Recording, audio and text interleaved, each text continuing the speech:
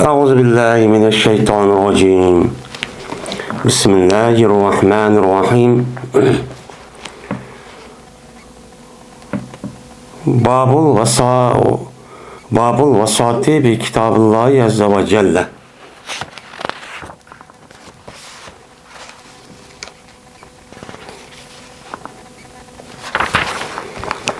من bu vasiyat qilishlikki muhim ekanliginiki babıdır. Allah Azze ve Celle'ninki kitabıga.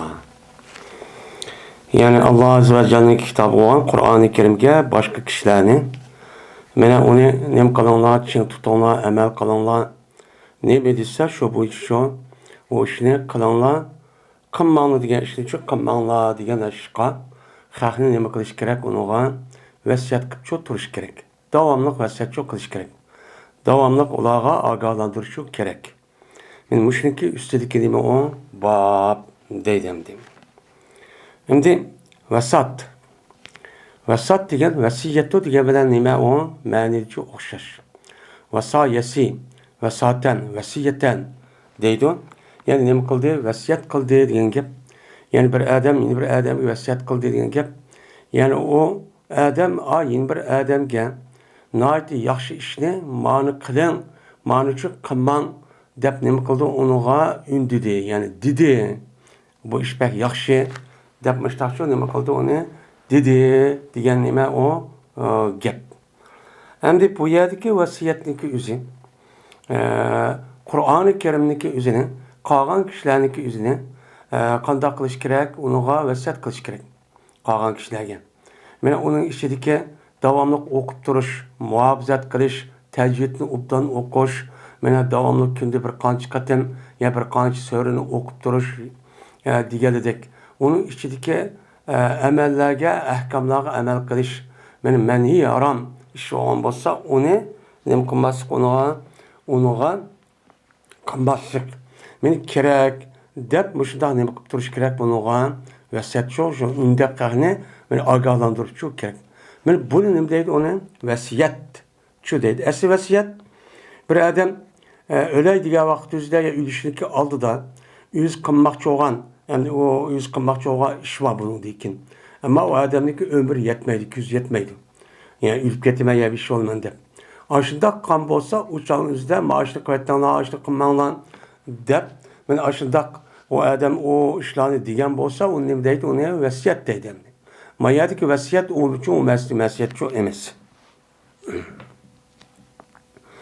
Bu yerdagi vasiyat hamda Qur'oni Karimdagi Qur'oni Karim bilan bo'lgan vasiyat, ya'ni nima qilish yana shundaq yana qilib muhim bo'lgan amallarning o'zida farz bo'lgan amallarni uni qilish, uni hurmatlash, ulug'lash, o'qib turish, o'rgatish, o'rganish harom narsa bo'lgan bo'lsa uni shu qilmaslik. Dedi Talha, sordum ben Abdullah ibn Abi Evfa radıyallahu ta'ala anhu'dan için sordum deydi. Avasan Nebiyyü sallallahu aleyhi ve sellem.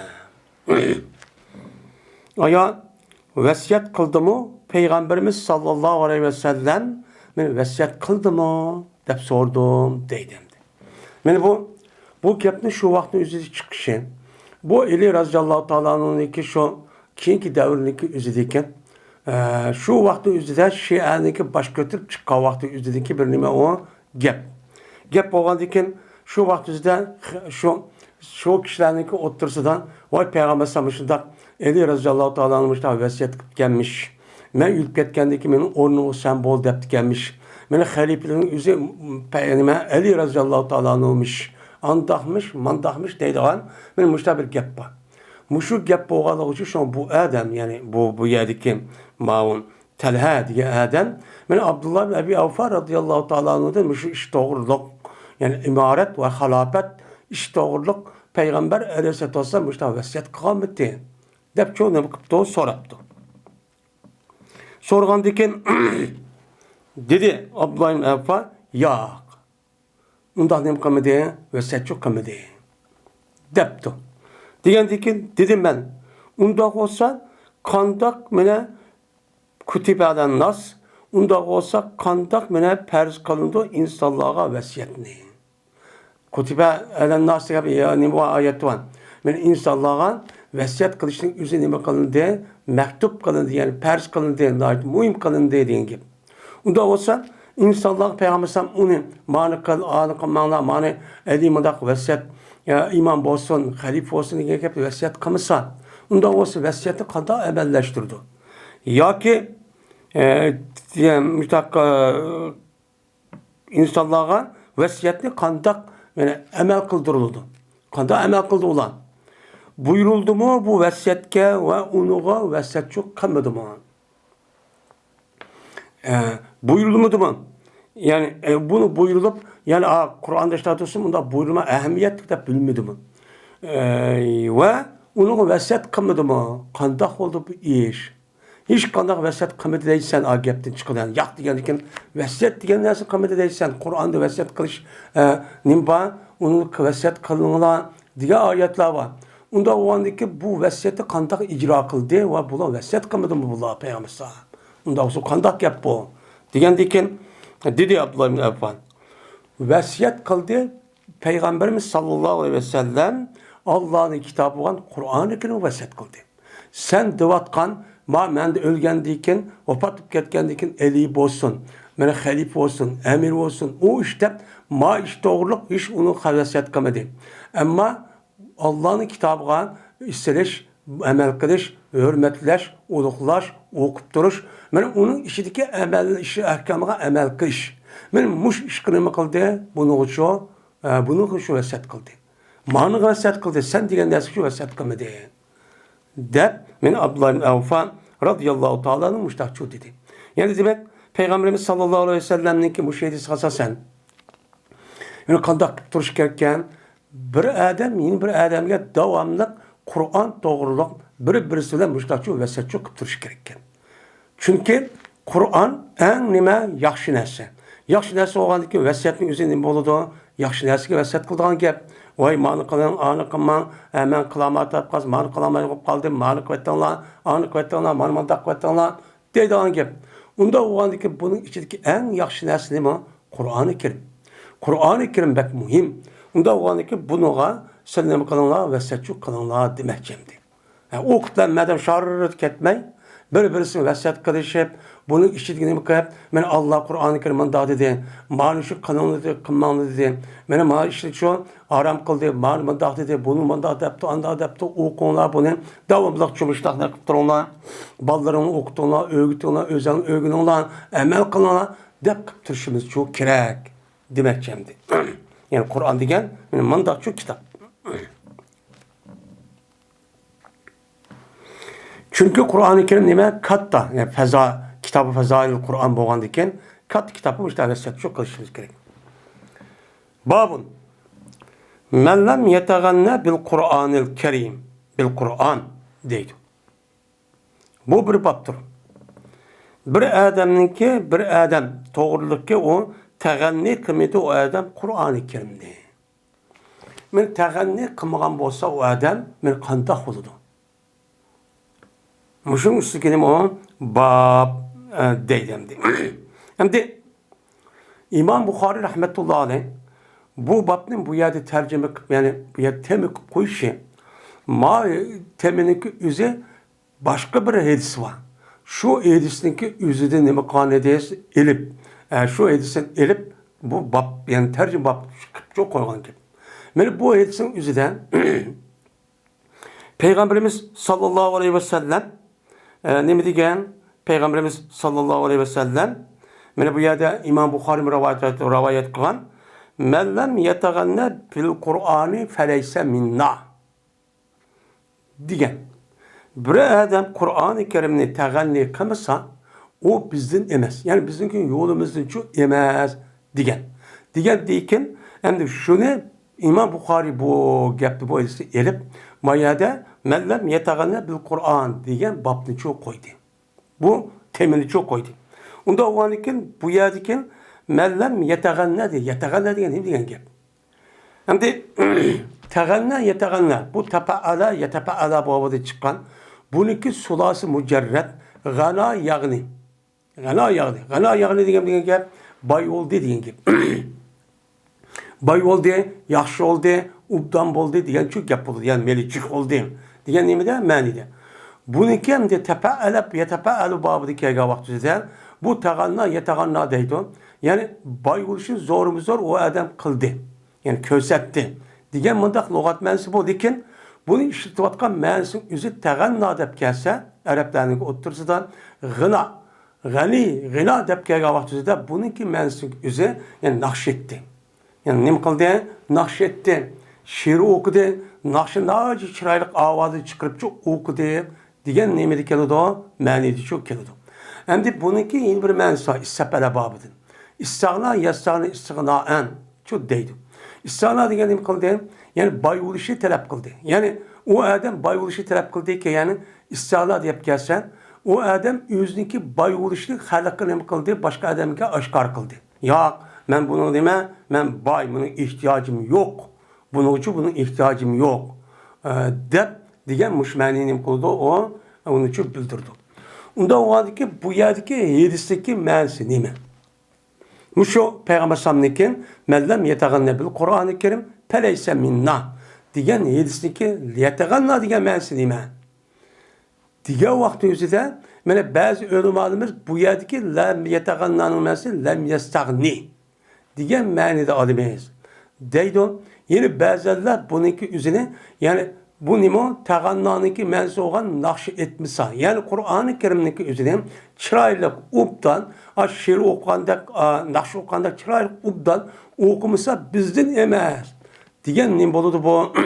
Ma'noda bo'ladi deb bunday nima qiladi? Qaraydi. Qaragandan keyin İmam Buxoriy rahmetullohi alayhi ko'z qarashicha bu yerdagi lam yatag'annaniki ma'nosi bu nima istig'no ma'noda. Yani nima degan gap?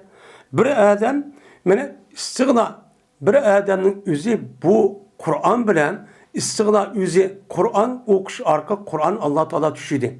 Tushgandan keyin mu'min musulmonga buni tushidi. Tushgandan keyin bu Qur'onda hamma narsa shu bor. Bor bo'lgandan keyin shu lozimatlik. Unda bo'lgandan keyin Qur'oni Karimning ichidagi barliq narsalarning o'zini bu odam menga yetdi demay, men ham deyman, mushundan mening ehtiyojim chiqdi. Ya'ni men g'ani bo'lib ketdim demay. Başka bir kitap qarabdı. Başka kitabını okuptu. Şunu ülgü qıptı, şunu yetakchi qıptı.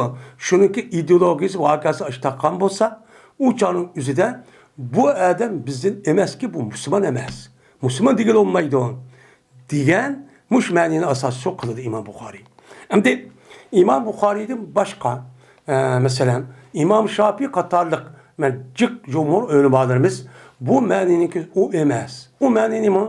Yani bu yerde tag'anna qilma degan gap Qur'oni Karimniki o'zini Allohning so'zi bo'lgandan uni chiroyli o'qimagan bo'lsa, mana huruf muhrajada ya'ni harflarni o'zi chiqaradigan mahraj ovozidan chiqqan to'liq chiqarib, ashta o'qib, so'zga yana so'zib, so'zmay yana so'zmay, harfniki qayerdan chiqadi?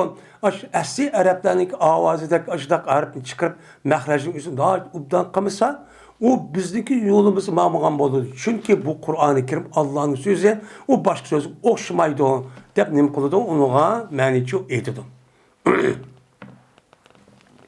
Vina Allah Taola'niki "Avalem yakfihim enna enzelna aleykel kitaba yutla aleyhim" degan Allah Taola'niki sözünki nimsidir o babudur dedi. Endi İmam Buxoriy bu avalem yakfihim enna enzelna Aleykel kitaba yutla aleyhim degan ayet maya keltirişi bu yerdeki lem yetag'anna degandagi ma'nosi lem yastag'ni degan nim bo'ladi, ma'nichi bo'ladi.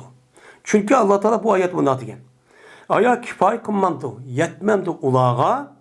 Mana shuki jazman biz sana ularga tilovat qilib turadigan, mushunda tilovat qilib o'zing tilovat qilib turadigan bir kitobni tushirdik. Shu kitob ularga yetmamdi. Nim için bunu tashlab qo'yib boshqa shu qaraydi deb mushta oyat tushgan. Endi bu oyatning shu sababi Peygamber sallamning zamonning o'zida bir mincha kishilarning o'zi qanday bo'lgan.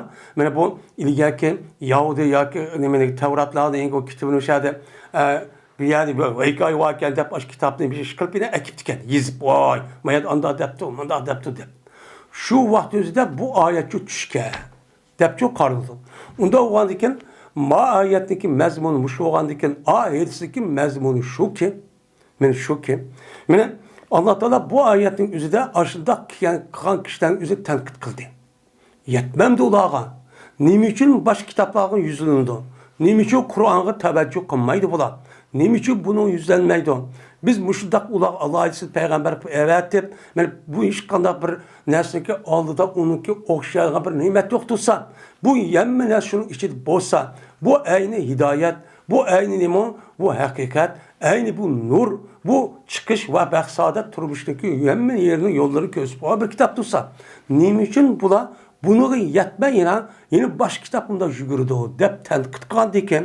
Ya'ni bu oyatniki o'zi oyatning ma'nosida nima o'xshash bir-birisi nima qiladi? Tafsir qiladi.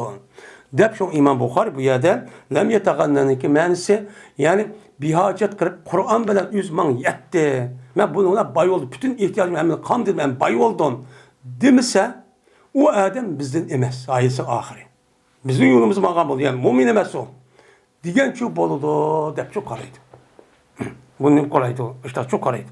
Lakin başka alımla, yani cikarak alımla, bu ilam yetagannaniki mensi İmam Bukhari aynı zamanın yüzü kitap rivayet kılan ve onun başka İmam Müslim ve onun başka Kütüb-i Sitte Sünen kitapların yüzü ve başka kitaplar bunda rivayet kılan. Bu rivayet asasen esas iştivatkan gepnin yüzü yetaganna diyen gepnin gana, yani nakşukuş, Arapçada bazı gına deydim nakşukanın yüzü. Muşumeli de. Yani bu yer demek ki Peygamber Sallallahu Kur'an-ı Kerim'deki yüzünü ben çırayla uptan, avazı uptan çıkarıp muşta okumsa diyen gibi. Vurup, mahraj, vuruplarının gözü mahrajını çıkamayın, sozgan yani sozup, beni taşıtva yani onu kırıp, onu tazı vurup muşta kılmayın. O normal bir geptek işte okusa bu bizim yolumuz mağamı için bulmaydı diyen gep. Tepnim kıldı, buna tepsir çok oldu. Yine İbn-i Şahab rahmetullahi aleyhi rivayet kılındı. Dedi İbn-i Şahab. Haber verdi bana Ebu Selemet ibn Abdurrahman. Ebi Hureyre radıyallahu ta'ala anh'dır. Rivayet ne kıldır? Haberçi ben. Şunda da diyeceğiz ben Ebu Hureyre berti deydi. Dedi Peygamberimiz sallallahu aleyhi ve sellem ruhsat vermedi, izni vermedi Allah Teala hiç kanda bir nesige. Hiç kanda bir nesige izni vermedi. Anda bir nesige izni vergen idi o zat Peygamber Samğa. Peygamber Samğa ne izni vergen? Yeteganna bil Kur'an. Yani Kur'an-ı Kerim'de teganni kısan şu buludu. Dep ne kan bunu da müşta izni şu vergen. Esir edisin zararı şu. Lakin bu yerdeki ezineniki mensup üzülüp bu yerde ne kan bu kulak sağan. Yani ezine depke gavdı ezen depke gavdı da bu kulak saldı diyen gep istima diye meni oldu bunun mamı da oldu. Böyle kulak sammedi Allah Teala. Yani kulak sammedi diyen gep Allah'a kulak selişini hepsi yerde ispatlasak dursun olmaydı. Ama bu yerde onda değişimizi Allah ben yaş gördü diye menici itiraf kılımız. Yani Allah Teala hiç kanda bir şey iken kulak sammedi. Anda bir mezgi kulak saldı Peygamber Sam'a. Peygamber Sam'a kulak sağan de. Yani Peygamber Sam'a kandak kıldı Kur'an'ınki yüzüge kandak kıldı Kur'an'ın yüzüge. Yani şu ki teganni kıldı Peygamber Sam'a Kur'an'ı. Kur'an'ınki yüzü teganni kıldı Kur'an'ınki yüzüge Peygamber Sam'a kadar şunu kifayet kılıp başka hiç kandak bir kitap şu karmaydı. Karmagan diken yani Allah Teala Peygamber Sam'a işte ya çıraylık başta okukan boz değil mi bundaki kitap vardı. Onda oğandı ki bunu Allah Teala men muşluğa hiç kanda tarihte ötken başka peygamber li şey şu çıktı. Şu peygamberge men Peygamber Sam'ge men ruhsat kulusu koyarken men kulağını sağandak onda kulak samdı dep bu medi oldu. Medi oğandı ki Peygamber Sam kıldı Kur'an-ı Kerim'deki hemmisi bana yetdi o dep ikinci bir adam ne kılmaydı onu ikinci bir kitapı karmaydı. Karmagan diken bunu Allah Teala ha menki Muhammed Aleyhisselam peygamberim men elçem men resmi doğru ne kıptı dep kulak selip yani bek yaxşı görüp ketip men muştak çok kılıtı diyen ço menidi ço boludu. Dedim İmam Bukhari'nin göz karşı. Lakin bu gepninki yüzü muştak olsun mu yani başka alımların yüzü bu nime on yani ruhsat vermedi Allah Teala hiç kanda bir şey iyigen yani şey diyen peygamberler diyen Murat. Hiç kanda bir peygamberliğe anda bilinmezlik ruhsat verdi o ne nimige Peygamber Sam'a. Peygamber aleyhisselam ruhsat vergen neslimeti Kur'an-ı Kerim teğenni kısınız buludu. Yani çıraylık avazınızı şunda uptan çıkarıp Allah'ın sözü oğandayken esil şiirin közü uptan emez. Yani esil tabiatide. Şuda bolsa onu şiiri oşattas uptan çırak hem uptan oşattas çırar okup xahni kalbini aşındak lerzik selip aşıdak bir okup aşıdak kısınız. Bunu Peygamber ruhsat vergen. Benim muşu Peygamber ruhsat vergen nesli bombayı tarafı hiç kadar ders kılmagan. Kılmagandaki bunuğa asasen men Peygamber samga Allah muşluk için nemi qanti ruhsat vergendi. Unda oğanlık muştak çok kısak çok ubdan diyen şu mani çıkıdı. Hem de unda olsa Davut Aleyhisselam için. Davut Aleyhisselam mena Kur'an'ı üzge Zebur çıkan vaxtida Davut Aleyhisselam avaz bekçilaydı. Mizmar Davut depoştanım koludu atıldı.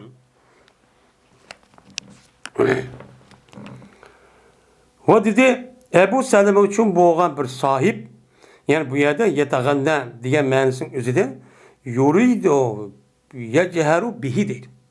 İrad kıldı Peygamber sallam, yani yetağında bir Kur'an degen ki yeceheru bihi. Yani o Kur'an-ı Kerim nemi koydu? Cehri okuydu, aşkar okuydu. Diyen nemi de mani de deydi. Bir adam de cehri okuydu yani teğenni nemi kıldı? Teğenni kıldı Kur'an ne degen gap Kur'an aşkar okup hakkımdan uya bir yerde okuşka ruhsat verdi degeni boludu gapçı boludu deptemdi. Yine Ebi Hureyre radıyallahu ta'ala rivayet kılındı. Dedi Ebu Hureyre.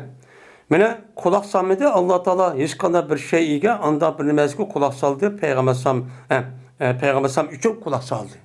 O Peygamber sallam ne için kulak salgan yani şu ki teğennikler Peygamber sallam ne bilen Kur'an bilen teğennikkan diken yani Kur'an man yetidi de Peygamber sallam açta digen diken onu da hiç kadar bir ikinci adamniki üzügen ben onda karmagan diken bunu asasa Peygamber sallam bu adam nemiken de müşrikine mi kıldı kulak sallam nadir razı olup gitti digen nemi de mani de hem de yeni bir mani var. Bununki işgal manisi oldu. Lemyetağanlarken. Yeni birisi bay oluş. Bir ademi ki o adam bay olmasa Kur'an bilen. Yani yüzdeki manevi manevi baylığın yüzü bu adamda Kur'an bilen tapamısa yani Kur'an bilen tapamay yüzün ihtiyacı yokken. Şu Kur'an-ı Kerim'deki yüzü manevi maddi baylığın yüzü Kur'an-ı Kerim'de kim yaptı o adamdan. Onda kılamaptı. Yani Kur'an okuttu tesir kılmaptı yenge. Ya ahlak, ya itikat, ya ne kılmagan bolsa uçağınızdan bu nime o bizim yolumuz için mağa emas diyen gap bolu dep üçüncü xil bir mani var. Muhtaç edildi bunu da.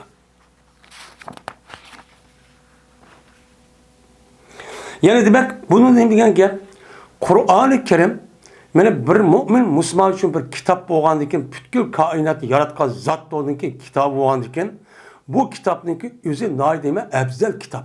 Yani bu kitap münasip. Kitab-ı Fezal Kur'an ya. Bunun münasip olan dikin her kanda bir mümin Müslüman Kur'an-ı Kerim'den başka bir kitap izlese bir Kur'an-ı Kerim'deki üze biz yetmedi. Yine de başka bir kitapını kısa bu ubdancı bulmaydı. Nime bu babın yüzü şu İmam Bukhari kırıyor. Onda olan dikin her bir mümin Müslüman'a Kur'an-ı Kerim'deki üze o adamdaki bu hayatı dünyadan ve ölgəndiki barlıq işte kandak bu işte Kur'an-ı Kerim uçu, onun destur, onun gibi nizam, kanun hemen için bunun içi var. Bunun içi var. Hem bu nime manevi uzuk. Onda o diken bunu ne kılış gerek, ona ehemmiyetçi bir gerek. Eğer onda kılmay, yok men demişim de ben kitapta andak, benim manım bisim andak de onu taşlap koysa uçağınızda bu mene mümin Müslümanlarınki mağan yolu mağançı bulmaydı.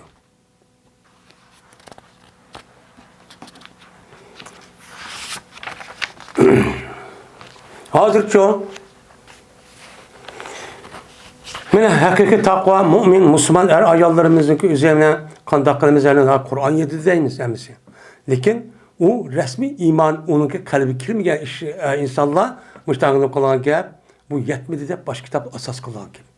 Yani Kur'an-ı Kerim'de bütün nezkirehniki asas nemisi var, çok temisi mezmun şerdi çuba.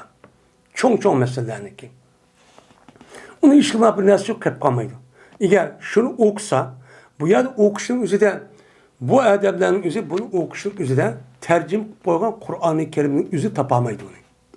Bunu okuş için cezmen Kur'an-ı Kerim Arapça olgan diken, Arap dilini okup anladı ki bu adam onun resmi, Arapça tilini okuş manemiga seviyeye yetip, şu Arapça Kur'an'ı düşürmen diyen kadar, beni 5-10 yıl kedidon. Ya 5-6 yıl, ya 5-10 yıl. Şu vaqt özüdə resmi şuna lazım olan burunqı alimlar, burunqı üslup boyunca şu ilimci okusun. Okup anıdaki Kur'an'ı bir ok bakay desin, onu dekin okusun, anıdaki tapıdı. Bunu kılıdı, onu tapıdı. İger, Kur'an-ı Kerim'deki yüzüne tercümesi gelgen, bazı bir milletin tercüme yaptı, ben mundaq kılmense Tora, onu yedidon. Eğer onunki seviyesi bir kadar yukarıdan olsa onu tapalaydı. Lakin yüzdeki Arapçını okup, Arapçını tercüme kılıp yüzüm, şu kılıç arka bunu Peygamber ne diyen, sahabede kandak diyen, benim müfessir adına kandak diyen, diğerleri yüzdeki malumatı ve ilmi kuş arka andaki bunu alet kılıp, andaki Kur'an'ı düşense andaki şundak məni okalaydı. Bu musu bu ne diyen yaptı, bu yukarısına addı. Yeni bir karşı kandak olup bazı adam doğadı. Bu küçük bir mesele deydiken o. Deydi. Aşağı türlüp kaldı. Aşağı türlüp kaldı. Bazıları şu okumayı bu adet yapken o deyip işte oksu. Bu yine bir taraftan Kur'an-ı Kerim Allah Teala taraftan düşken kitap boğan iken onu resmi bilip okuş için cezmen bu adam ruhi taraftan pakiz oluş gerek. Ne buluş gerek? Pakiz oluş gerek. Pakiz oluşun yüzü iman müstehkem buluş gerek. İmanı sap buluş gerek. Fikrin ve düşüncenin yüzü başka yerden erip kirip kalan kallısı düşünce olması gerek. Sap buluş gerek. Sap boğandaki bu adamın ibadet, nefli ibadet, beni Allah'a yakınlaştırgan ve kalbi paklaydıgan işlerini kılış gerek. Anladaki bu nur oludu. Bu musuşu, bunda büyük oludu tabaka, yine bir oludu harak, yine bir oludu mes, onunki fikir beyerdi, başka yerde geldi zehir. Bu durup bunu okuymansa o çoğu nur emez. Onu ememez o, nur emez. O yer şu tapamaydı. Ama hem şu da ya da onda emez. Hem de onun içinde resmi okuyan, yani yukarı seviyetke adamların şu iman etip özü giden aşağı katka işte çupa her yani kündü şu iman etvadı. O başka. Yani ulama resmi ağın akli tarafta tefekkür kılışındaki özü bek yukarı derece yetken boğandıkken ilmi yani bu koşulu boğandıkken bunu iş kısalışka onun hiç kadar yaman bir bildiğimiz yok. Şunlar yüzdeki şu təxəssüs boğan dairenin içindeki kəsbinin üstü mahareti bilen andaki Kur'an'ı tefekkür kıl şöyle çıkıp kaldı. Şöyle bir mezun çıkardı. Hep iman ediyordu. Bu. Ama bu yerde van sözle oturup bu yerde onda kılışı onda çoğu emez. Babu irtifati sahibi Kur'an'ı. Yani bu Kur'an'ınki ilgisi olan kişiye irtibat kılıştınki, dürüst oluştunki nemisidir o, babıdır bu, deydemdi. Hem Kur'an'ınki sahibi kim? Kur'an'ınki sahibi Kur'an'da ilgi çıktığı adam. Kur'an'a ilgi çıktığı adam degen kim? Kur'an'ı okuyduğun, okup durduğun, emel kıp durduğun, yadağın, hafız kariyle özü şu. Ve o adamın özü, hafız olması bir kanç söyle, bir kanç barın özünü yad edip, şu boyunca emel kılıp, resmi takva, muttaki olan adam bulup, bu adamın özü onu sahip çıkıp, neyimediyse şu boyunca emel kılıp, neyimini kılmadıysa şunu kılmaydıgan, muşta bir adamın özü sahibi Kur'an buldu. Muş adam şuna bir emel kılıdı, emel kılındaki ikinci adam kılıp, bunuğa küz kızırıp deylemdi. O nimanda ubda ışıkıp git var ya bu adam. Yani gıptının bensi, yeni bir mensimiz Heset. Heset diye məni de, yani köramaslık deyimiz o biz. Köramaslık de iki kıl məni var. Birisi o Arap tilde vatkan heset. Yine birisi gıpt. Köramaslıkın yüzü de bu adam bu gıptın yüzü resmi Uygur tilde karşı kapı çıkıyordu. Okumayın sen. Hem de şu neki yüzü emel kandikin vay bu adamın şunda bile emel kıptı ahlaklık, alim, takva, muttaki. Hiç kadar bir adamız yalakken fakat yakışıklı bu şunda keçimizi ibadet kılıp Kur'an'ı okumuşta kit var ya bu adam savapını cıkla ebadede onda oğandikin Allah Teala mağama aşına okşaş belgen bozup dike. Depmada kızıkıp onda dişlime o durs. Bunun deyimiz ona gıp deyimiz. Hem de o adamın ki yüzü O adamdaki yüzü kızık pağa vaxtı Qiziqilgan adamniki Qur'onni ashta o'qadiki buni yo'qab ketib, uniki o'rnida u bo'lmay, uni men olsa desa hasad olur. Bu haram. Bu nima haram? Ama uni qiziqib, voy bu adam Allah Taala müştaq berib müştaq ya men shunday bo'lsam bo'lmamdi, men bo'lay deb qiziqib mundaq bir diqqat qilib mundaq qilsa bu nima o durus. Chunki bu nima yaxshi ishniki o'zida bu adam musobaqa qilish olgan bo'ladi. Unda onu bu adam qaldiki men qilsa bo'ldi deyishi nima o durus. Bunu nima deydi uni g'ibt deydi, ig'tibat deydi. Men mushtaq qilsa nima o durus, mushtaq ustiga nima o bab deydi.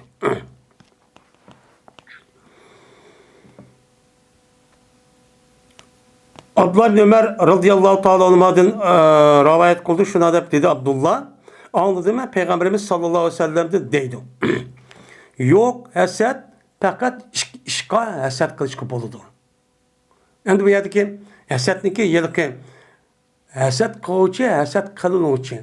Haset kılınıcı andikin bu ikisindeki oturda yeni bir nesli var. O nime? Bir nimet. Allah Teala bergen o adamga bir artıqçılık, o adamga bergen bu adamda yok olan bir alaylık. Yani nimet, ikram.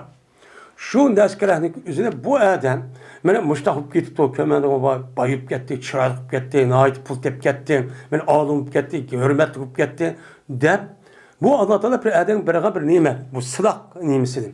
Onu bu adam bunu görüp içip, uçağınızda bu nimşkun dağılı da vuruşup, aşağı böke, aşağı kabelleşip, tırlışıp, aşağı kırıp, onu ziyallık, hareketini kırıp, anıdaki anes bombusun bu. Dep onunki ornuğa men bolay. Deyişninki üzü nime boğan boludu, bu haset olup, bu hasetniki üzü nime bu ot.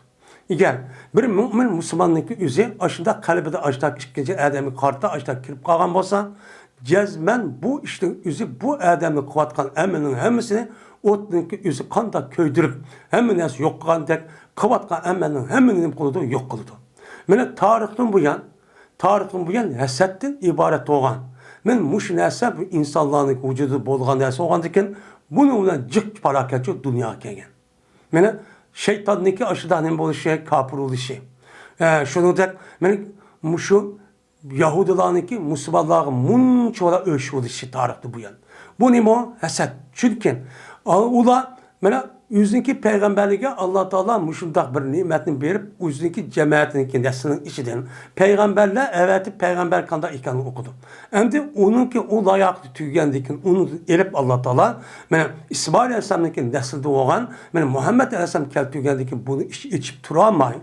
Bu içip duramayın. Şu haset kılıp niçin bizi geldi bunu verdi o. Bunu kes bombaydı bu gülü de başta öldürüp yani İmkan bolsa, bu hazır devletde Xudoy bergan bir vaqt ishkin bo'lgan bo'lsa, bu shunda qilmagan ishni çok qilmaydi. Hem unda qilmagan vaqtida o'zi har vaqt davomli islomniki ziddigini qilgan gap, men harakat qilgan gap. Shu qilgan gap. Bu nima o? Hasad. Undan boshqa bizniki Uyg'urlarning ichidimi, meni har qanday bir obro' inovat topgan. Men mush ishning asos ko'pincha hasadnikilik. Haset ve anadikin oturda ittifaklık, birlik, inaklık üzü bu yer buzulup, bunun andikin bizdeki eşyatli düşmelerimiz olan düşmelerin üzü payda edip, andikin bununki kap tutup, andikin bunu parçalayıp, şundan hadır kadar bu nimbuluklu, kul bulçu bulukluk. Bu haram. Bu haset nime haram. Ama mayada, Peygamber Sallam'daki mayada işte haset kılıç buludu diyen yapıyorsun mayada haset. Bu yüzdeki eski logat mənisi iştilatqa məni murat demez. Bu nime gıpt diyen mənideki nime o gepçu murat. Hem de işki nesi de gıpt kısınız buludu. Kızıkıp bu da kızıkıp bağım boz buludu diken de bunda arzu armalıkıp hareket kısınız bu işte buludu. Ama onundan başka işte oy madem nişkun dağıp geldi de o yer beka rekabet kıldık da hazırken kapital neymişsin kelimesi adalet, öşmellik takdığım bunda bir nes kılıç dememe dursamaz. Çünkü müminler nime ihvet. İnnemel mu'mine ihvetun. Bu nime kırındaş. Kırındaş buluş asası kuruludu. Bunu andaki cemiyet terakki çok kılgan gibi. Umumumuz şu rekabette bazı bunu apırıp birbirimizi düşman, birbirimizi öldürüp andaki kırıp cemiyet terakki kuzmayın. Onu kılmadık adamın her kıyım kıssak falan onu baplap, onu öldürüp müştahını kılgan gibi ben onu terakki kılmam. Bu nime mesela duruşu emez. Mine ikki adamga mujda g'ibt qilishga bo'ladi. U qavm desa, bir adamiki Alloh taolo bu adamga meni Qur'oni Karim uchun berdi. Qur'oni Karim o'qiy oladi. Hem hafiz, hem u ma'nosini o'qidi. U adam Allah Qur'oni beribdi. Berib ham o'zi yod etibdi, amal qilibdi, uni ishlatibdi, mushtaq qilibdi.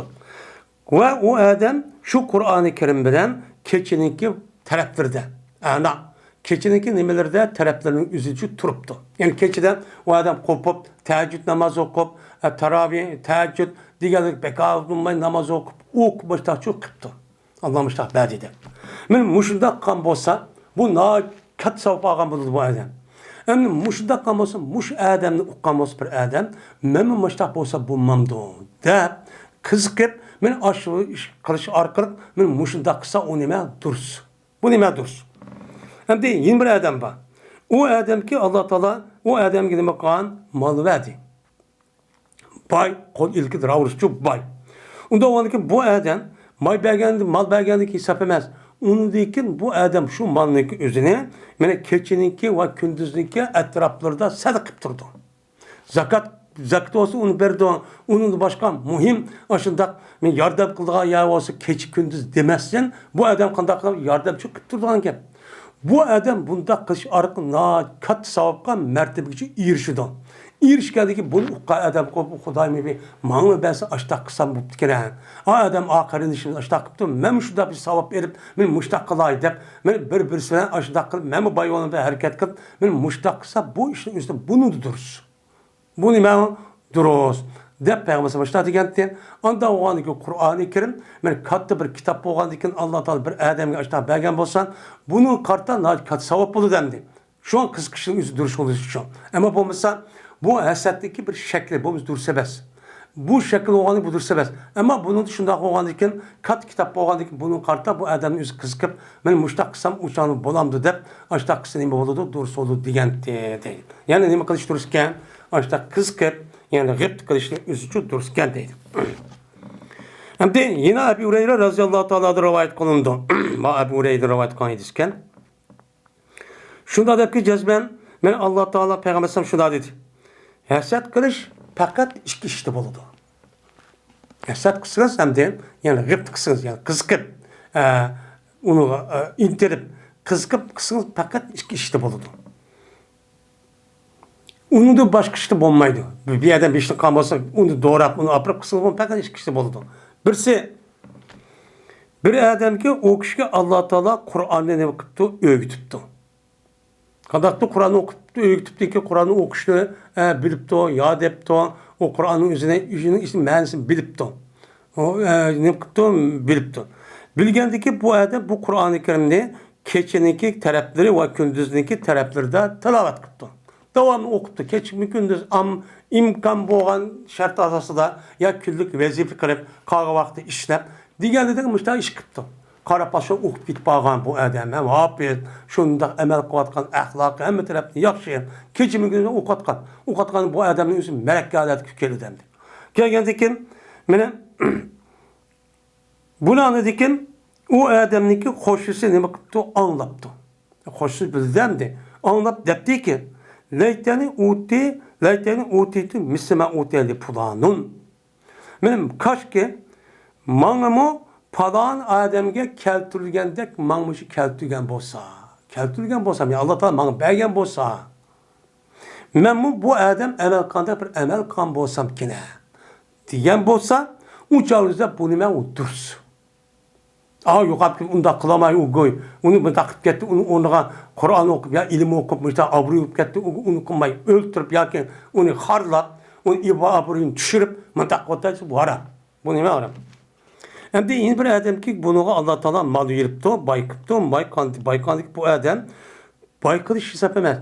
Onunki yeni bir paysı baylığını İslam dinimizden bu adam şu malınki üzerine ahdini bakıptı, tüyütüptü. Devamlı İslam dininin menfaati. Müslümanlarınki neyse paydası. Benim Müslüm için işletipti. Zakat ve onun başka hayır ihsan yermişler. Ne bakıptı, işletipti.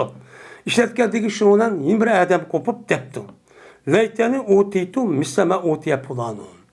Manı başka adam aş adamni keltirgen tek aş malның üzerine manı keltirgen bolsa kine.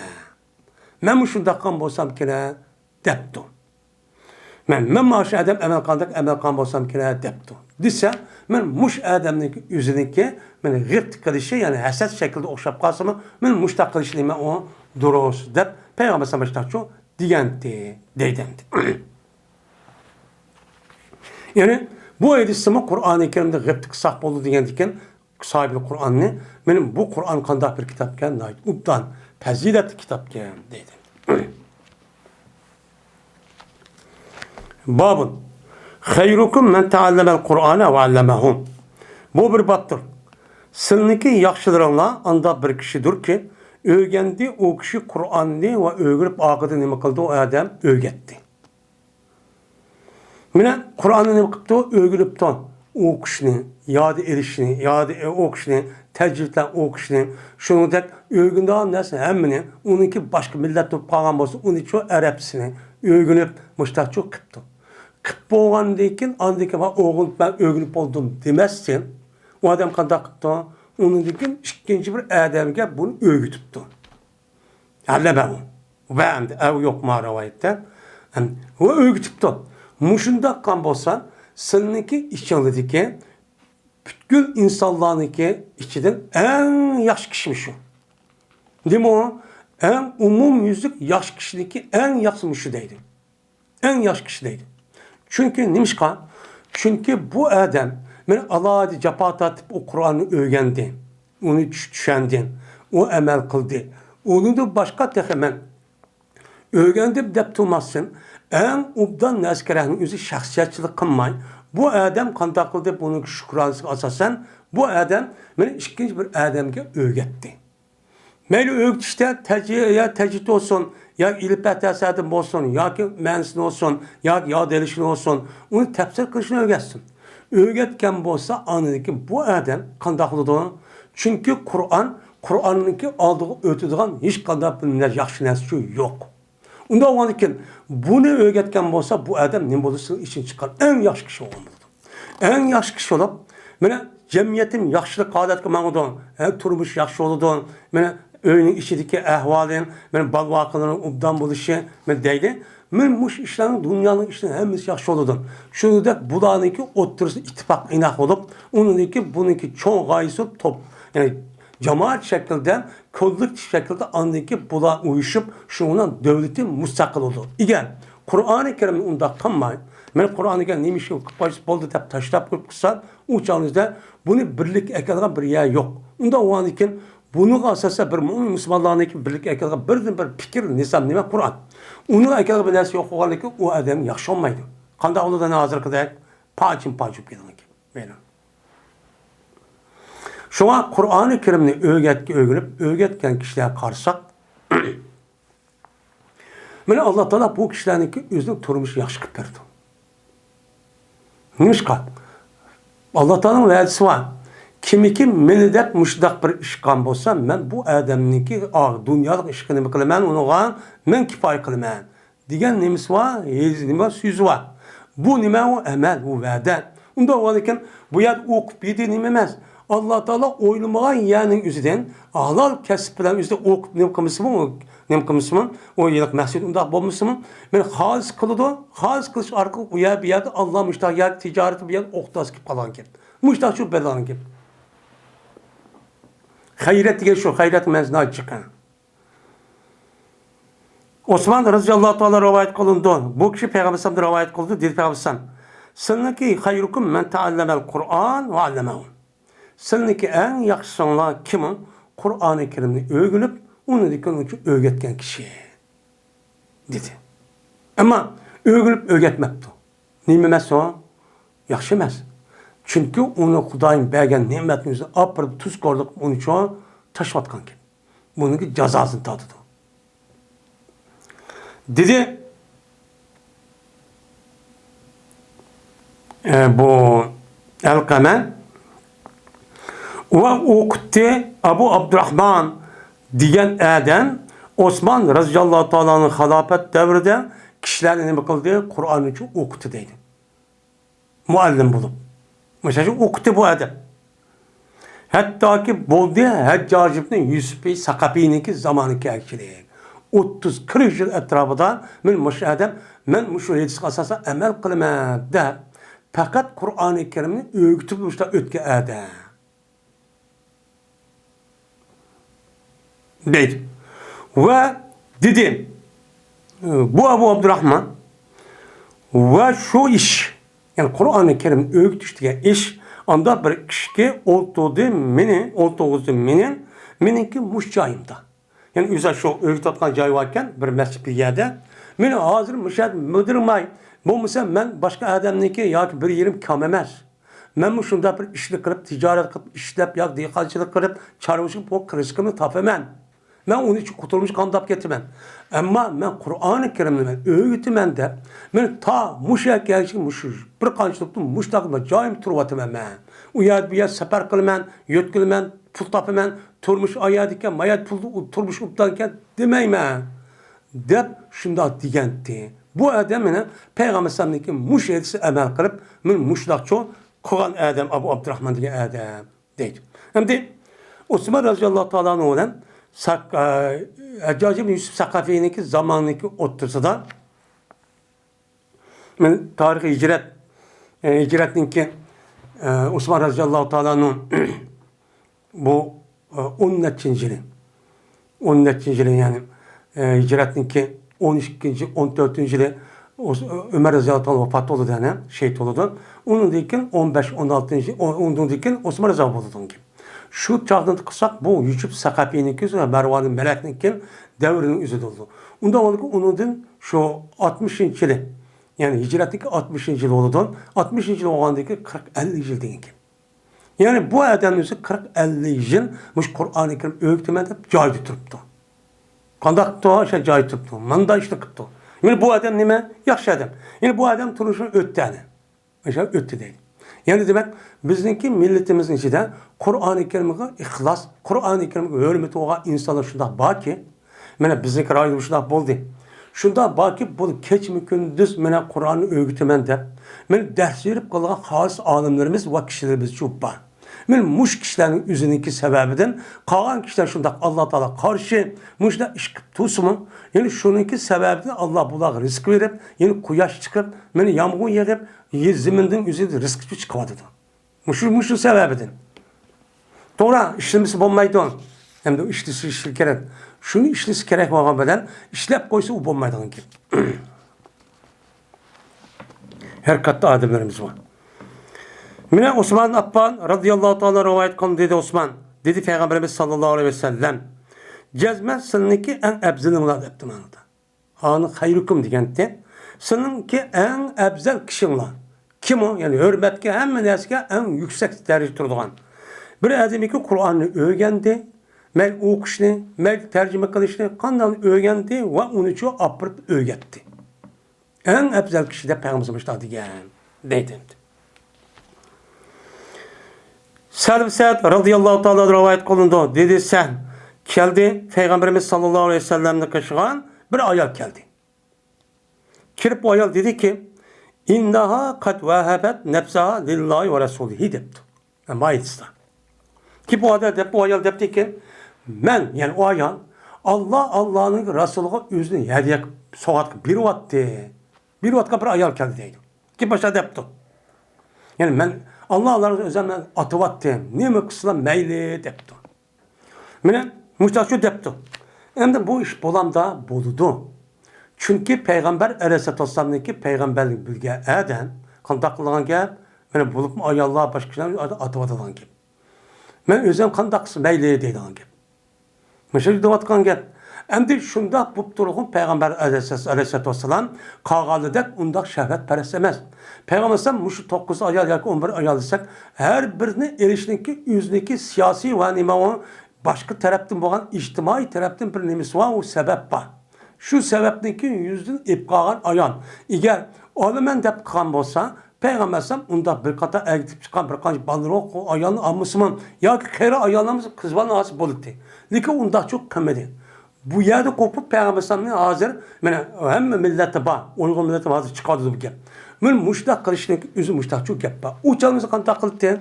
Uçağınızda Kapırlar şu vaqt özü devrin özüde ayollarni şundaq ezib, ayollarni şundaq har ko'rib, go'yo uyning ichidagi bir assadek, bir pichoq, bir narsadek muomala qildi.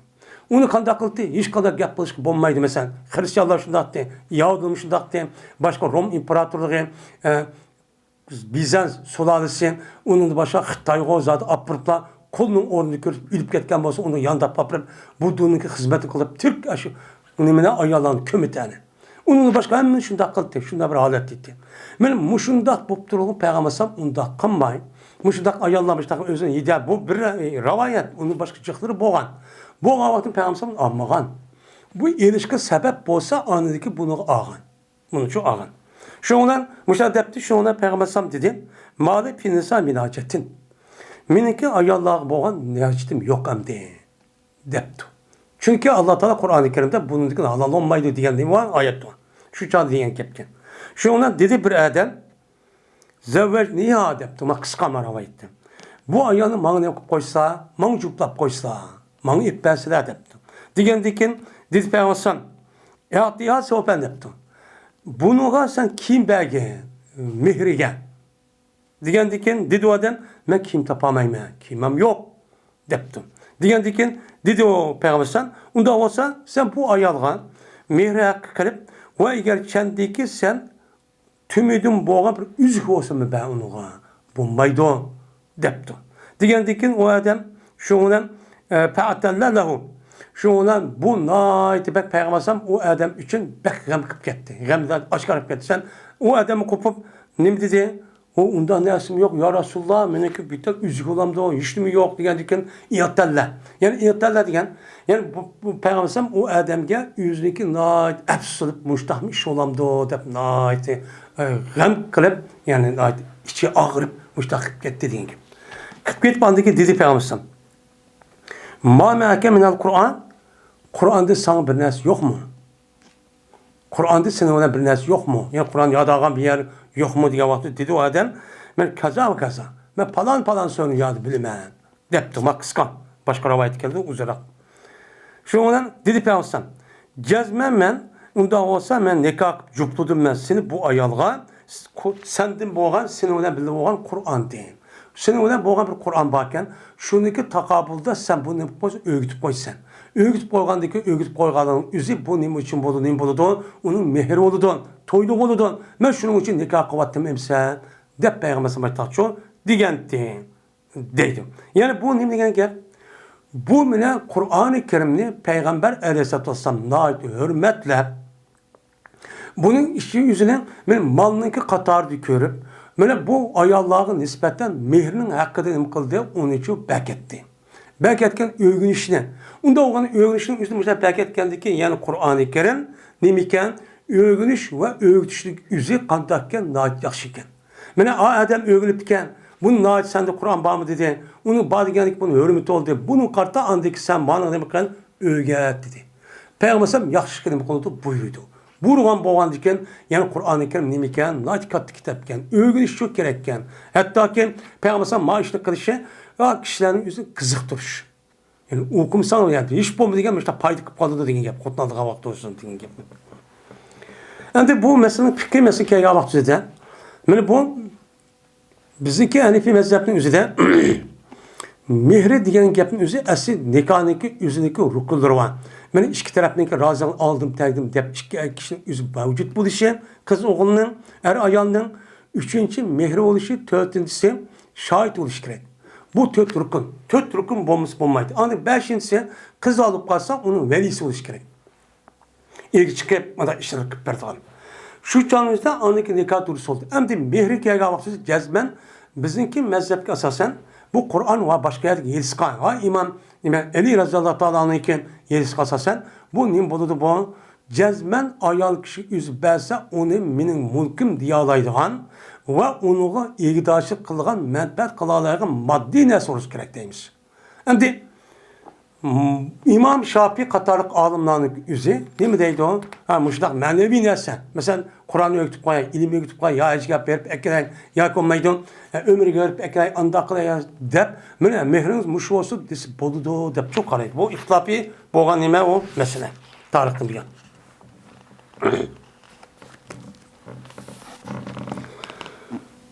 Babul kıraati en dehril kalbi.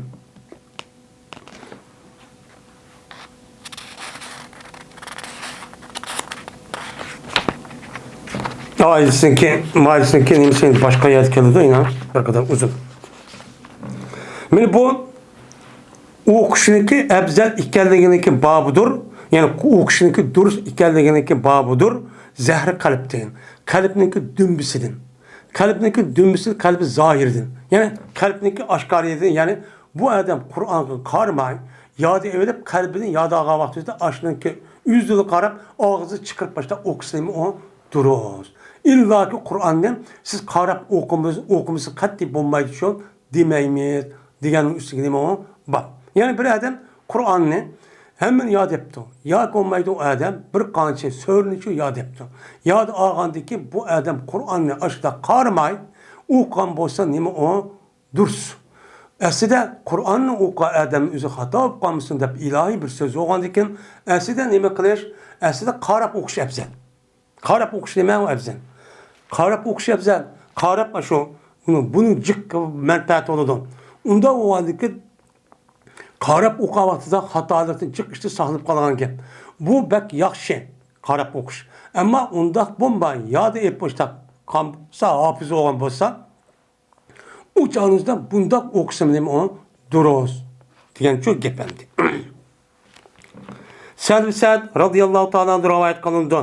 Jazman bir ayol ma'lum ekan. Keldi bu ayol Peygamber sallallahu aleyhi ve sellem keldi. Kelib dedi o ayol: "Ya Rasulullah, keldim men sizga o'z nafsimniki o'zini so'g' qilma deb keldim." Anida Alloh Rasul deb qisqandi. Men o'zimni o'zimga hadi qavga so'g' qilyaptim deb mushtah nima qildim? Keldim debdi. Endi Peygamber alayhissalomga bir ayol kelib shu davrning o'zida men o'zimni hadiya qilyaptim des bo'lamda bo'ladi. Bununla nikah chigildi. Bu fakat Peygamber'e xos. Ama Peygamber Aleyhisselam başka bir adamga bir kız olan ya bir ayol kopup men özümni sizga atıvatdım. Men deydigan hadiya bervatdim. Dese bu dursa emas. Ama bunun qarta men sizga hadiya qilyaptim, bervatdim, so'q qilyaptim dese bu nikah chigildi bu gap bilan. Asl nikah qildim, tagdim, oldim degan gapni chigilish kerak. Lekin o gapni o'rniga hadiya qildim, mesela ilgi qildim desa bizniki Hanifi mazhabning o'zida bu nikah chigiladi. Endi chigilgandan keyin bu nikahning o'zi shu hadiya qilyaptim deb ashta chigilishmi, lekin fasit, ya'ni buzuq shaklda bu nima bo'ladi? Nikah chigiladi. Buzuq shakl chigib buningki to'g'ri yo'lga akilishlik o'zi bu odamning o'zi shundoq o'zi beryapsimi, o'zi tegib atavassımın uçağınızda bu kişilik yüzü o kızvalığa ya ayol kişiye mehri hakkı deydiğen nas beriş gerek. Mehri hakkı degen nas berdi aldıdan anladı ki bu nikahın yüzü o kızvalığın yüzü ben sizlik atavattım, bervattim. Aşta işte bağlan bu dikenen boğantı.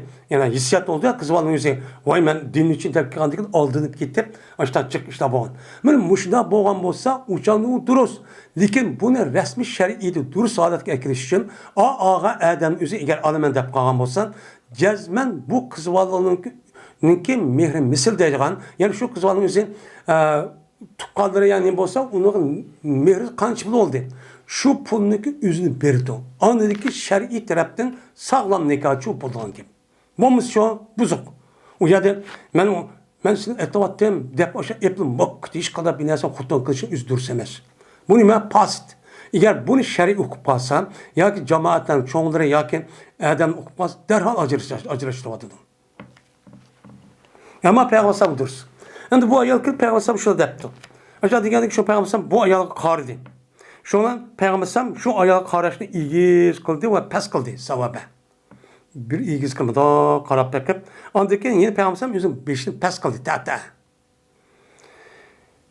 Endi qanday Peygamber gap qilmabdi. Gap qilmay endi bu ayol, men Peygamber bu ayol haqida hech qanday bir narsa hukm qilmadi qarsak. Buni ko'rdi. Hech qanday bir narsa emas. Qilmagandiki bu ayol shart o'ltirdi endi. Bervatdimdiki bervatga qanday qismayman. Shuni o'ltirgandan keyin shu yerda endi Peygamber'dagi ashablar bo'lgan bir odam qopib dediki, "Ya Rasulullah, eğer sizga bu ayolga sizning hojatlar olmasa, uni menga ep bersizlar." depti. Degandiki deyip alsan, sende bir şeyi var mı mehri dep bergen bilas var mı? Degandikin dedi o adam, yok vallahi ya Rasul işmem yok dedi. Degandikin dedi Peygamber, ondan olsa seninki ehlinge var, atanın kışın var, qara. Mene mehrige bir narsa tapa alamsa bunu qarab bak dedi. Degandikin şuna bazı o adam yüzündeki atanısına kışqa andaki berip o adam qaytib dedi ki yo'qkan qasam Alloh ya Rasulullah hiç ders tapamadım mehri berdiğan dedi. Hiç qala bir ders tapamadım dedi. Degandikin dedi Peygamber qarıgan sen ve eğer kendiki o berdiğan hatemede gap ayadan qala apan naqsınki yüzündeki mahsub şuniki xabri. Velav kana zalike degan gap. Ve eğer kendiki bolsumu şu narsa berdiğan narsa tümüdün boğan bir üzük olsun nime o şunu tap. Bu ya tümüdün uzutu yemez. Yani işte binası şu maddi binası demek için. Şundan nasıl olsun binası babını. Ben sana bulmaydı. Diyendikin şundan yine kettu adam. Ketip andaki yenip geldi dedik o adam. Yok ya Resulullah mene bir tak üzülümü tapamadım deptemdi. Bir tak üzülümü yokken. Velakin ma men iştinin bakken. İştanın başka nesi yok dedi. Koynahım yokken de. Dedi Sehl en-Nuaylis'in ravisi. Mala uridavun o adamın tek iştin yoktu dedi. Ucal bir vasfı. Kanda mene o ayalga mene o iştanın yerimini verdi dedi. Yerimini verse uçan kanda oldu. Yerim verse paç kırıp ya unuk olmaydı ya ayal olmaydı. Şu ona dedi Peygamber. Ma tesnahu bi izarike. Andiken o onda olsa sen işten kanda kılsan. İşten badesen. Eğer sen onu keysen o ayağının üstüne işten hiç bilası yok. Bunda hop kalıdı. Eğer o ayağın işten keyse senin üstüne bilası yok hop kalıdı.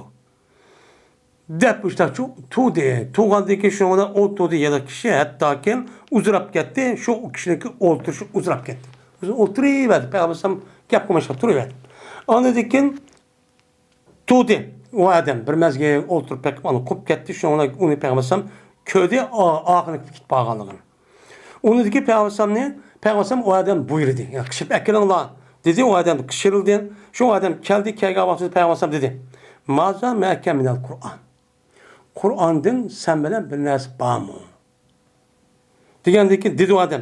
Men bilen mene falan söre var.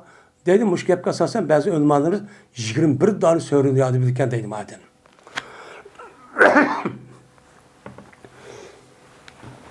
Şuna sanıdı bu adam bu sorunu ne kıl diye sanıdı. Sanıp degendeki dedi Peygamber. Aya sen bunun seninki kalbin yani sen yadı bilemsen. Degendeki o adam dedi ki ben yadı bilemem. Degendeki dedi Peygamber onda olsun. Bak cezmen sana o ayağının üzerine ilgi kıldım. Kur'an'da sen boğan neslen ilgi kıldım. Sen bana nesi yad bilirken sen o neslen öğütüp koy ayağına şu mihri oldu. Ben şunu ayakutun kıldım. Ben muluk kıldım deptemdi. Mellekten gibi. Yani şu an bizimki Hanefi mezhepte aslında nikah teydim aldım deyip nikah kıldım dişine çıkıldı. Ama bunun başka ne Peygamber sallallahu ayal ben yibe kıldım dedi. Yibe kılış, iyi kılış, soğuk kılış diyen gapniki üzerine nikah çıkıldı deyimiz bizim mezhepte. Kalan olmaydı. Bulmaydı dedi. Benim ayağını Peygamber sana iyi kıldım dedi o ayağını. Muluk kıvattım dedi. Nikah kıldım diyen gap yani muluk kılıp bir vattı diyen yapamaz. Men muştakçı dedi bu adam dedi. Degendeki şu Peygamber ma adam ne dedi? Madem gibi Peygamber sen bunu seninki zehri kalbinden okuyalamsan. Yani yad bile alamsan depti. Onda o andiken men Allah'a ait Peygamber yad bile alamsan degendeki yani demek Kur'an-ı Kerim'deki üzerine men yad elip bu adamın üzü Kur'an'a qarmay aşağı yad okusun iken o durusken. Bu mu iken o durusken degen şu gap çıkdı o dedim. Babu istizkarı Kur'an'ı ve taavvudihi. Bu Kur'an-ı Kerim'in istizkar. Yani zikir kılışı, talep kılışı. Yani asıl dışı devamlı çok duruş. Ve o Kur'an-ı Kerim'in ne kılıç? Taahhud. Yani o Kur'an-ı Kerim'in devamlı yoklap duruş. Yoklap duruş diyen gibi taahhud diyen ahdine devamlı yakın. Kur'an bana boğan ahdinin üzerine körüşüp duruş, okup duruşun devamlı yığılap duruş gerek.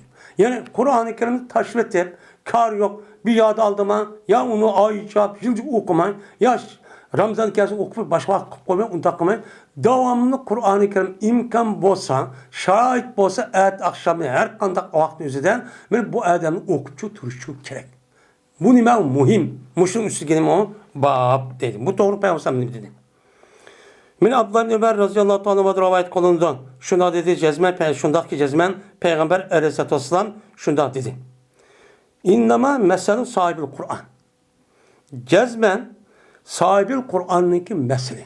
Yani Kur'an'ın ilgisi olan, Kur'an ilgi çıkıp yad edip müştakka adamniki okşe, mene nime okşaydı o? Çıkıp koygan tüy okşaydı. Yani Kur'an'ı men yad aldım diyen ki, kandaki tüygünü bir nimege türükep bir yer çıkıp koydum diyen okşaydı. Yani Kur'an'ın kalbi çiğsiz diyen ki. Mesela çıkıp koysuz diyen ki. Eğer yoklap dursa bu adam, şu nimenin tüygününki, çıkıp koygan tüygününki üzerine ucağı tutup duralıydı. Birini çıkıp koyup andayken, kandak kısmına ne çıkıp taşıvarsa, o tüygü degen ya kaçıp geldi ya oğlap geldi. Men muşluğunun kolu da okşaydım. Ve eğer onu kuyvetse, kandak kısmına meyli deyip çıkıp onu hakkıma kuyvetse, o tüygü gitip kaldı. Onda o an iken, bir adam Kur'an'ın ilgisi olan adam, Kur'an'ı bu adam okup ben ömrü çıkarıp, mesela yad edip kan bolsa, bu adamımız devamlı okupçu tırış gerek. Yani ehtikip devamlı qarab, ben ertesi akşam pekatuma okup duruş gerek. Eğer onda hakkıma yad aldığımı kadar bir ağlı taşvir edip, ben tövgünün kandak, taşvir edip bunu çiğip onda hakkıma, aç takvat kalmasa Kur'an unutulup kaldı. Mındak kitap bu. Deyip, ben Peygamber sallallahu aleyhi ve sellem onda o an iken, men Kur'an-ı Kerim'ni cezmen nima qilib turish kerakkan, o'qib turishimiz kerakkan. Chunki bu Kur'an-ı Kerim'nin o'zi Allohning so'zi bo'lgan ekan, bu Allohning so'zi men o'qib turishda bu odamga nisbatan hamma tarafdan nima o ma'naviy bo'lgan bir nima bo'ladi, o uzuq bo'ladi. Uzuq bo'lgandan keyin bu bir nima tazkir, ham bu nima barakat. Unda bo'lgandan keyin bir mo'min, shu bu musulmon uchun bundoq bir odamning o'zi davomli o'qib turish kerak. Şu işte qilib qo'ygan, davom o'qib turgan. Chunki inson degan nisyati mushtaq, unutib qolib turdi. Yine Abdullah Mesud radıyallahu ta'ala rivayet kıldı dedi Abdullah. Dedi Peygamberimiz sallallahu aleyhi ve sellem, "Ecep yaman andaq bir nemesi ki ulanın bir üçün boğa iş ecep yaman şu digey ma iş. Beh yama iş oldu." Neymiş kal? Kaysi iş? Neseytu ayete kaza ve ayete kite ve kite. Unutulup kaldım ben falan ayet unutulup kaldım diye iş. Ulanın biri üçünkü bir mümin, Müslüman ayal için daha kamlaşmaya iş bu, sert iş bu. Belki unutulup kalmaydı, belki ne kulu unutulduruldu deydi. Şimdi unutulup kaldı diyen gep sert. Unutulup kaptı ben diyen gep üzerine o sert. Ne diyen gep? Allah Teala bu adam Kur'an okuşunu hem yad etmiştik. Okuşunu bilirse, onu apırıp, ben unutulup kaptanı bunun ehemmiyeti hem taşıvattım, karım yok oldu diyen gep oldu. Bu bir mümin, Müslüman için, iman bağ adam için bu layık emez bu gep. Onun orada ne demiş gep? Nusito. Ben unutuldum. Yani Allah müştak ben unutulduruldu diyedikken, bu adam üzerine okup durdukken, okup doğandıkken şunu akıp dursun, esi yaş bir mecazını kırıp, müştak Allah tarafı unutulup kapıda hak anın yaş kuman kılan kim? Bunda değiş gerek değil. Ve Abdullah Mesud deydi. Kur'an'daki üzerine kupturulan zikir kılışı talep kupturulan. Eslep turulan, yad hep okupçu turulan. Cezmen Kur'an-ı Kerim, mene Peygamber şunu diyeyim. Cezmen Kur'an-ı Kerim, mene kaçış cihette en nemidir, mene kattıktır, eğer kişilerinki köksidin. Eğer kişilerin kalbidin Kur'an-ı Kerim yad hep kalbi kirgendiyken kaçış cihet bek nemidir, kattıktır, tövgülerdim bu. Tövgüden nemi o? Tövgünü bağlap koysak turdu. Ama bağlap koyup da yad hep koyuşuna bu tuğmaydı bu. Devamlıca okupçu turuş gerek. De Peygamber istezkeru. Devamlı bunu tuturuna zikir kılışını, okuşunu özel adetlilikçi turuna. Demişler çok dediydi. Şakik'te rivayet kılındı. Dedi Şakik. Anladım ben Abdullah Mesud radıyallahu ta'ala anladım. Deydi Abdullah. Anladım ben Peygamber sallallahu yedisini, yukarıdaki yedisini. O şaştaydı. Yine Ebu Musa radıyallahu ta'ala rivayet kıldı. Bu adam Peygamberimiz sallallahu aleyhi ve sellem rivayet kıldı. Dedi Peygamber. Meni yo'qlab turuvman Qur'oni Karimni. Ya'ni Qur'oni Karim bilan sizniki nimanglar ko'rishib turishing davomli yengib tursin. Davomli uchun yengib tursin. Oylab, kunlab, haftalab, yillab shu emas. Davomli mushta cho'kib turuvman. Bu nima Peygamberimizniki bu buyruq. Bu buyruq nima muhim. Endi qasam Allohga mening nafsim Allohning ilkidir. Jazman bu Qur'oni Karim meni kechish jihatda to'gidimmi? Meni nimadir en qattiqdir o'ziniki nimasida o'ziniki og'amsizlik to'gidin. O'qidihi o'ziniki og'amchilaridagi to'gidimmi kechish jihatda qattiq deydi Qur'oni Karim. Endi to'gidinki o'zi og'amsizlik bo'lsa bu yerda turdi. Ammo Qur'oni Karim men yodib oldim bu bir qator deb qo'yib, uncha karni tashvassiz birdan unutib qolsiz bu deydi. Unda o'g'aniki davomli turgan u Qur'oni Karim bilan ko'rishni davomli yengib tursin. Davomli yo'qlab turgan davamlı ertesi akşamı mümkün kadar işte okuyup turunlar. Dep şundan çok dedim. Mine Kur'an-ı Kerim'in yüzüne Allah Teala aşıdak yad edip aşıdak kandıyken o adamın yüzü unutulup kalktı ve dep aşıdak unutuluşun yüzü iğir derecede günah. Bu neymiş ka? Mine hazır diyenimizde aşındak işler kip çıkıldı. Onun da başka Peygamber Aleyhisselatü Vesselam dikken bu ayetindeki yüzüne nime o karşı çıkanmadı. Bunun emel kanmalı, emel kançı bulmaydı. Emel kanmagandaki sünnet kelim buldu, ağır günahlıdı. Bu yerde bir bal ne okutup bir kançın, onundaki o bal çoğunluğundaki otomatik adette o Kur'an'dan çıkıp gidilen, Kur'an'ı unutup kalılan, Kur'an'da kar yok olan bolsa, o çağınızda bu atanı olan Adem'in yüzü bu bal neymi de okuttu. Neymi için şu balın yüzünün, yad erişindeki yüzünün açıdan muhim de bilgendik. O balınki hem de ruhi, manevi taraftan boğan terbiyeni ne için boş koydu?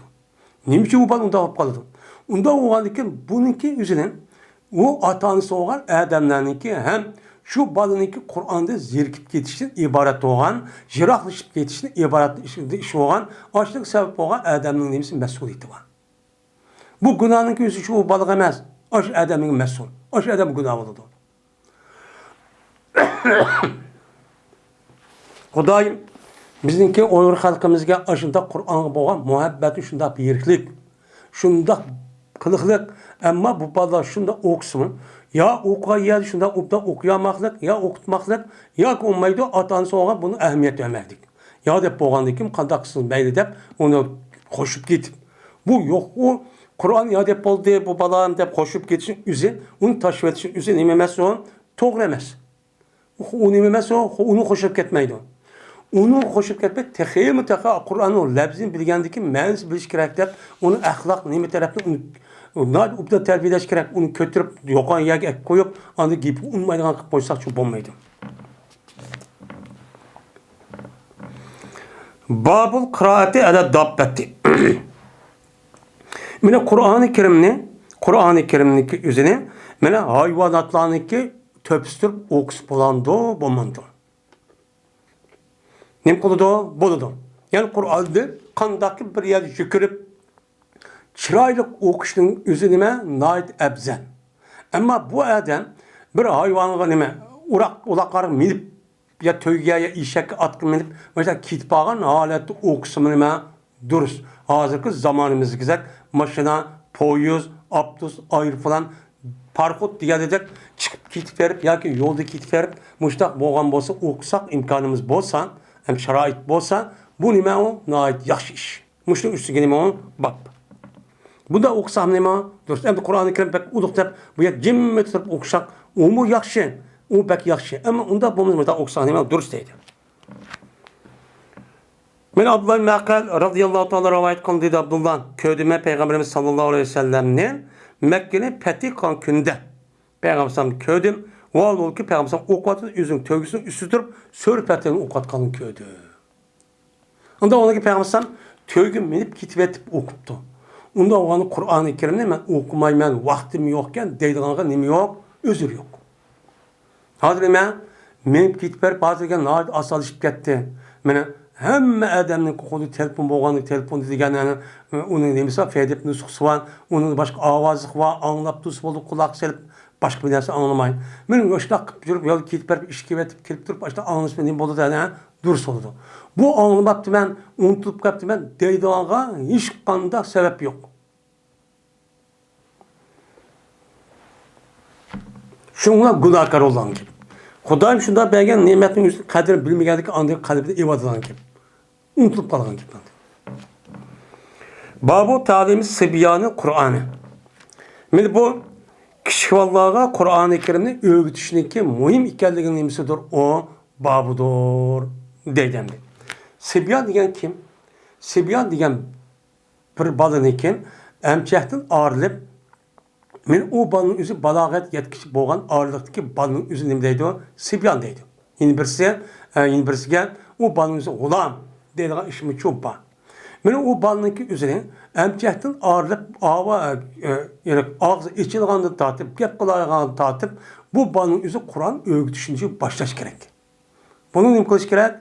Birinchi qilib Qur'on bilan o'qiydigan ovozi uchun tili chiqish kerak. Mush nima muhim. Mushning ustidagi nima o? Bak. Endi İmam Buxoriy bu gapni nima shunday qilib ketgani shu vaqt o'zida ba'zi olimlar Qur'oni Karimning o'zini balog'at yetgandan keyin o'qish kerak. Deydigan bir gap bo'lib bir qancha olimniki og'zidan. U chiqqandan keyin yo'q bu gap to'g'ri emas. Chunki kichik bolaning o'ziga kichik bola vaqtning o'zida o'rgatish muhim. Şu vaqt o'rgatishimiz çok bo'lmaydi bolani. Uni lekin kichiklik cho'g'ini yo'g'inib kelsa qanday ularning kuchimiz yetmaydi. O'qitsam yo'q. Said ibn Jubayr'dan rivayet qilindi dedi o Said. Jazman onda bilmasiki sizlar uni mufassal deb uni qilsa ataysa unimidir muhkamdir.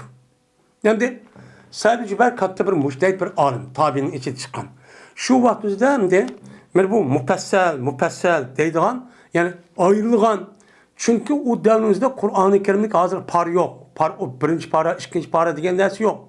Şu çağda Kur'an-ı Kerim mufassal deb, mufassal nima? Mufassal etvel, yani tuğla. Mufassal vusta, mufassal kusra deb işte bir ataydigan bir adet varken, yani Kur'an-ı Kerim'lik pesl qilib, yani qisqa so'rlikka uzun terpi. Qisqasının o'tir terpi, qisqasının en qisqa terpi deb, mushunda Qur'onniki oyoq terpinin üzerine aşta büyülüp aşta çok atap diken. Bu yerde mufassalniki üzeri deydi bana Cübeyr Mut'im. Sen mufassal deb ataydigan muhkem şu. Muhkem ba ayet. Yani mustahkem ayetin muhkemden ibaret onun nas mesud yok olan ahkamın öz çağın nima o Kur'an şu.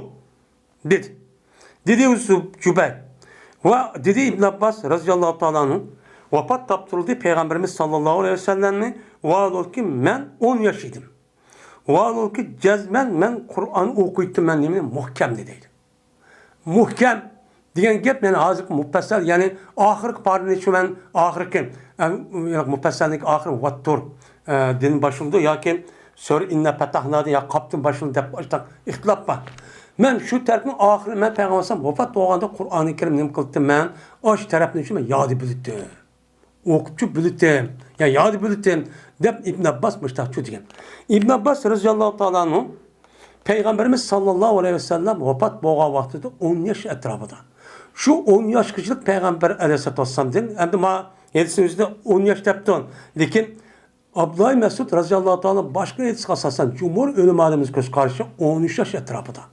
Neyim için 10 yaştaydı o? Çünkü Arapların adı da o yılki kusur sandaydı. Onunla 20'nin adı boğan san bazı vakti anmaydıgan ya koşup koyduğun mı da bir adet var. Mesela 18 o 20 duvadıgan ya 13 bası 10 dep koyduğun mı da bir adet var. Şunu asasen İbn Mesud radıyallahu ta'ala müştahat iken. Yani İbn Mesud radıyallahu ta'ala yüzü de balağat yetmegen. Bu Peygamber vefat olgan çağda 12 yaş 13 yaş boğan olsa bu yer Kur'an'dan 7-8-10 parda yad ep boğan olsa uçağınız demek Abdullah Mesud radıyallahu ta'ala Kur'an-ı Kerim o kişinin 6-7 yaşında başlayan degan gibi. 6 yaşında başlayan gibi. Ya da başlayan degan sonra nemi gelecek inna petahna ya ki sonra kapka ve zariyet gelecek bu 3-4-5 par o 6 par oldu. Bunun hem için yad ep boğan gibi. Onda o andaki bu vakit özünde Abdullah Mesud yad epti. Bu Peygamberimizden ben ayrılmayacağım bir kişi. Peygamberim dua kılan tek kişidir. Onda onu Peygamberim bunu öğütüptü. Peygamberim kişi canlı öğütüptü. Öğütkendiği kanda kılışımız gereken bez ballarımız ne? küçük vaktin tatip öğütüşümüz gereken Kur'an ne deydi? Benim bu şunda öğütüş gerek olan için bu şunda öğütüp kalsak uçağın üzerinde bizge nima sabab bu dünya ahirette onun menfaati cık hem tepki kılınmaydı. Yine Abdullah Abbas radıyallahu ta'ala rivayet kılındı. Men topladım ben muhkemni Peygamber zaman depten. Muhkem ayetlerini. Muhkem dep mufassal dep adam söyle. Cupludım kalbimi cupludım degan gap. Kalbimge topladım yani yad aldım dep degan gap. Dedim ben onu deydim Cübey. O men muhkem o. Muhkem degan nima o? Desem dedi Abdullah Abbas mufassal. Yani Kur'an-ı Kerim'deki mufassal yani fikir kitap çıkıdı. Kur'an'daki üzerine ayak terpideki olan şu vaktırdan başlap ya inne petahnadın başlap şu vaktimizde şununki ayağını 3 yıl ayrı etti. O en uzunu en otturu kıskıdı. Yani Bağdat namazının üzerinde hutbe namazından mufassal sörlerini okuş bu efzel dep qaraydıgan. Şu açta arıgan. Şu canımızda muhkem dep neymi olsa mufassal şu. Yani Kur'an'daki ahirki 5-6 aparlık üzerine yad ep boğantı. Demişler dedi. Anda varken Abdullah Mesud radıyallahu ta'ala'nın Peygamber'in üzerinde vaktin üzerinde 5-6 yaş de 5 yaş vaktin üzerinde Kur'an-ı Kerim yadaş başlayan bolsa yani demek bizim ballarımızın üzerinde 4-5 yaş vaktin üzerinde başlayışımız şu gerek dedi İmam Bukhari.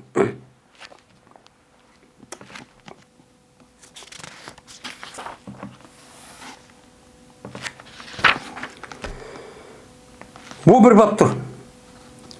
Kur'an'ı unutulup kalışınki mümkün ikerliğinin nemisi o babi. Hem de ayette Abdullah Mesud radıyallahu ta'ala'nın unutulup kaldım desem bombaydı nusito dedi. Hem de ayette Kur'an'ı unutup kaldım desi bolamdı bombandı. Unutup kalış bolam da aya demdi bu adam ben falan ayetini unutup kaldım desek bolamdı şer'i tarafte. Bu bir mümin Müslümana nispetten dürüst mu, layık mı dedi. Öyle Allah Teala dedi ki sen ukri'uke fela tensa. Biz sana Kur'an'ı okuttuğumuz sen unutulup kalmaysan dedi. İlla maşallah. Lakin Allah halgan nersen unutulup kalıp andaki kalbin kötülük mensuk oldu. Dep dedi. Anda varken Kur'an-ı Kerim'deki üzü unutup kalış demeyken dürüstken. Hata çok, hata şu emezken dedim. Ayşe radıyallahu ta'ala rivayet kılındı. Dedi Ayşem. Anladı bir Peygamber bir Adem okudu mescid Kur'an okutkanlığını anladı. Şundan dedi Peygamber. Böyle bu kişiye Allah Teala rahmet kılsın. Cezmen esletti o kişi bana falan ayet ne? Falan söyledi falan ayet esletti emez mi? Ben unutup kalgandım. De Peygamber aleyhisselatü vesselam müştakçı dedi. Dedemdi. Hem de Peygamber aleyhisselatü vesselam'a Kur'an-ı Kerim düştük. Mene bu ayet kasasen esas Peygamber'den unutulup kalmaydı. Biz ondan inna aleyhi cemme ve Kur'an'a dedi Allah Teala. Ondan bunu kalmadı. Lakin Peygamber aleyhisselatü vesselam peygamber bu işi itibar, bir insan bu işi itibarıyla bazı vakit özüde yani unutulup kalganda bir işçi buluşu mümkün. Bu nime mümkün? Çünkü o Peygamber'den unutulup kalsa, bulmuşsa, uçağınızda Peygamber'den bütün kıyamet boğan insanların bir ülgüsü, bir nemunusu tutsa, onda o katli unutulup kalmadıkken müşahit andaki muşakkat işi tepedip insanlığa, bu insandaki esir unutulmak tutsa bu bir bulduğun bir iş. Onda o anki de Allah Teala muş taraftan men muşu ayette andım undamanda bir unutup kalganda bir işin buluşu boğan mümkün. Şuna Peygamber muhakkak diyen buluşu mümkün. Yani demek bunda unutulup kalgan işin şu bulurken hemen şunda şu bulmaydı o dedim. Aslında unutup kalışınız layık emez, ubdan emez. Hişam'da rivayet kılındı. Ve dedi, düşügen idim ben bu ayetlerin ben falan sördü düşügen idim depte ma rivayette. Unutup kaldım demek düşügen idim dep gittim. Dedi.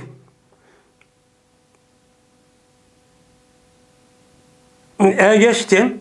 Bu İsa'ga Ali ibn Musir Ebde Hişam'dan dem kıldı geçti dedi. Yine Ayşe radıyallahu ta'ala rivayet kılındı. Dedi Ayşem. Anladı Peygamberimiz sallallahu aleyhi ve sellem bir adamni mescitte keçide Kur'an okutkanlığı anladı. Çünkü Peygamber'deki hücresi mescidindeki temden bir. Anladı. Anladığındaki dedi Peygamber. Bu Adem'e Allah Teala rahim kılsın. Cezmen essetti bu Adem bana falan ayetinin essetken idi. Ben bunu unutuldurgan edim. Falan sördüğünce unutulup kalgan edim. Ben bu essetip hazır. Yadım ki işip kal deyin. Der, müştahçu dedi. Deydemdi. Yine Abdullah Mesud radıyallahu ta'ala rivayet kılındı. Dedi Abdullah, dedi Peygamber. Mali ahadin yakul.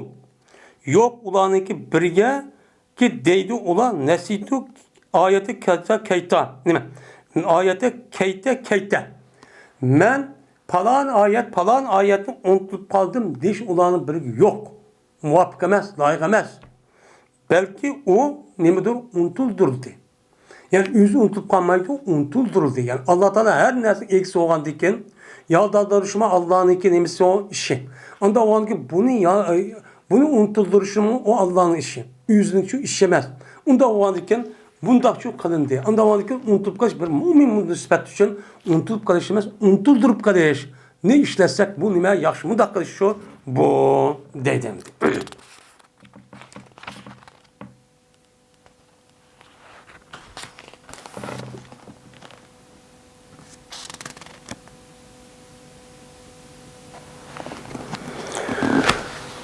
وآخر دعوانا الحمد لله رب العالمين.